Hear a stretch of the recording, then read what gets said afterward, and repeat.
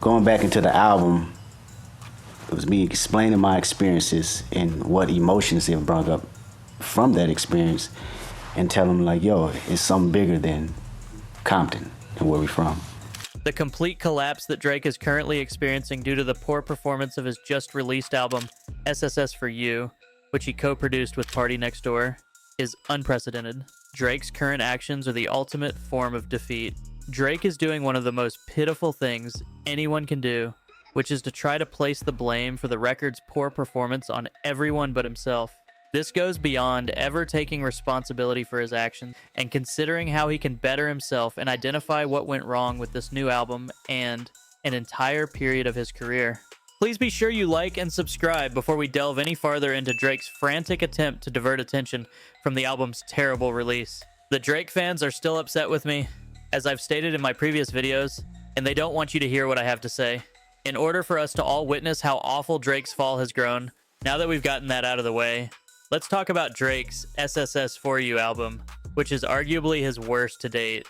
Looking back at his career as a whole, it's truly astonishing to see how Drake, one of the most successful artists in the world, lost everything due to his own carelessness. Then, instead of quitting, he decided to release his most important album to date, based on the same strategy that had failed him for over a year.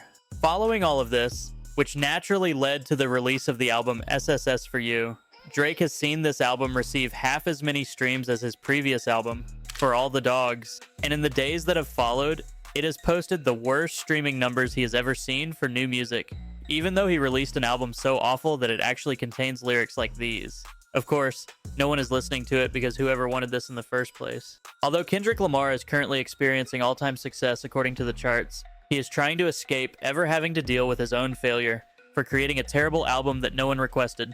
Due to his personal success and the current momentum from the Super Bowl, Kendrick's music from all phases of his career, from hit albums to hit songs, is transforming how people view hip-hop. Drake has begun to find a new way to deal with the fact that his time on top is finished, and he is currently nowhere near the top ranking of rap or music stars in general. This is because his success is at an all-time low, and Kendrick is never getting better. Although Drake won't say it out loud, he has made it clear that he wants his entire fan base to be upset with the music industry, not at him or his own failure, after witnessing the failure of his new album with PartyNextDoor, and the success that Kendrick Lamar has had at the same time. He has done this by instructing his good friend Ack to spread certain narratives, which he is now supporting and interacting with. Drake wants everyone to believe that the reason SSS For You is performing so poorly is because the industry is suppressing the album. In addition to blocking Drake, they are increasing Kendrick Lamar's popularity. And I mean, even though we can say that Drake's numbers are no longer being exaggerated because of the fact that his relationship with the industry has completely changed, he did, after all, ruin his own reputation there by putting them in a whole suit. We can also clearly see that Drake is not being suppressed. However, it is evident that, for the first time in his career, he has essentially been put on the same level as all other rappers, meaning that their success is only as high as they can make it with a good record that also appeals to as many people as possible.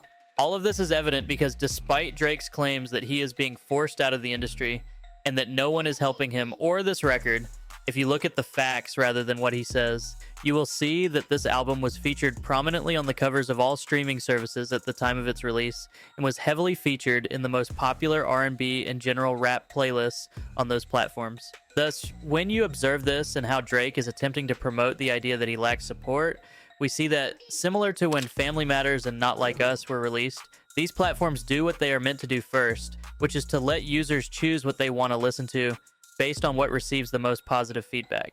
The album and its songs were also featured on the front of these platforms and on major playlists. More people are listening to Kendrick Lamar's music than Drake's latest album, which in this case was either GNX and Kendrick's diss singles and full repertoire.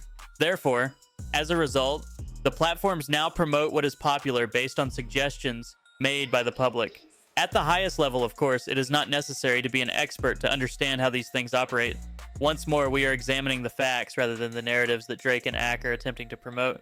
Further supporting my argument and demonstrating Drake's delusions is the fact that by blaming Kendrick Lamar, GNX, and the industry for pushing his album, he is essentially giving himself a pass for its failure and giving his fans more time to try to do one thing right.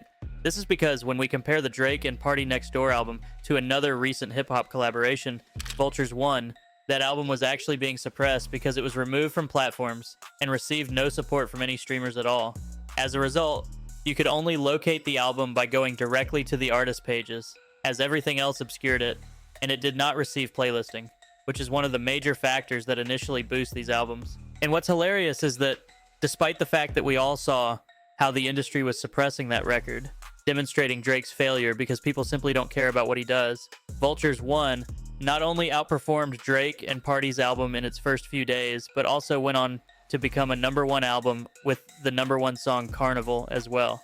Therefore, if you have a basic understanding of the music industry and look beyond Drake and Kendrick and compare SSS for You to Vultures 1, you can see that Drake is attempting to promote a story that never happened because of the industry's obvious support for the record.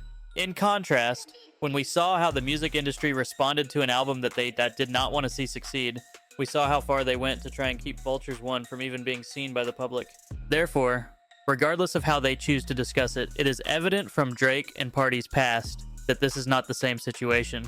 Moving past the lies, I have terrible news for Drake supporters regarding what's actually going on with PartyNextDoor. The record isn't being withheld, but in reality it's just not a good record, and people don't care about it. And if you simply look at the present state of music interaction, the trends, and the topics of conversation, Drake simply lost the following of people who used to listen to his music consistently. And whether he lost the rap fans to Kendrick Lamar, who once more redefined and set a new standard for what a mainstream blockbuster rap album should look like with GNX out, even though Drake and Party's album is doing worse than anyone could have predicted after only a few days of release. As a result, an album like GNX continues to see songs at the top of the charts for the first time.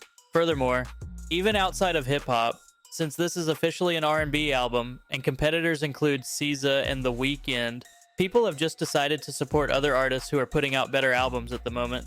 And it won't take you long to realize why all of these albums are outperforming Drake's if you listen to them all.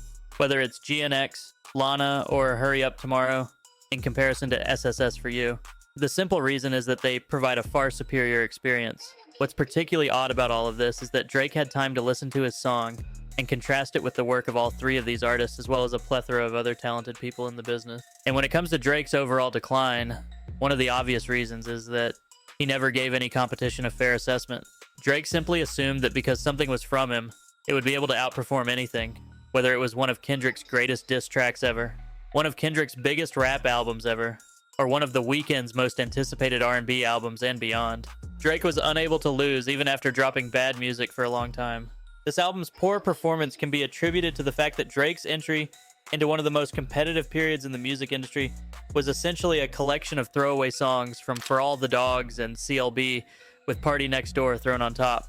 And once more, when we look at the failure of this album, Drake really only has himself to blame because he has failed to realize that everything has changed around him and that, with the industry finally evolving and moving past accepting his mid as the status quo, these albums and strategies that he has been using are simply not going to work. This is due to the fact that he is not receiving the unfair boost that only he did because of the position that the industry used to hold him in. As for GNX and Kendrick Lamar ruining Drake's album, which is again his main claim and what he intends to continue pushing, be prepared for that. In a sense, you could say Drake is correct that Kendrick is to blame for the album's failure, but it's not because of industry games or the fact that Drake is being suppressed to promote Kendrick. Rather, it's because Kendrick Lamar has simply given fans a far superior collection of music and experiences at this point. And with all of this coming together at the Super Bowl, which is now pushing hip-hop to new heights, we are witnessing firsthand how hip-hop and music have moved past Drake and are now enjoying much more captivating music in every sense of the word. For example, Kendrick Lamar now has over 100 million monthly listeners, which is significantly more than any other rapper's record. Therefore, even though Drake will be complaining about all of this, and I'm sure that his attempts to shift the blame for the album's failure to everyone else will only get worse as more data comes in, no matter how hard he tries to push this narrative, and people like AK make everything they do push this exact same idea, Drake will ultimately be unable to change the truth of everything. Therefore, Drake and those around him will only keep falling as long as they remain in this state, where they are unable to understand why the music isn't working and why so many other artists are now simply outperforming them.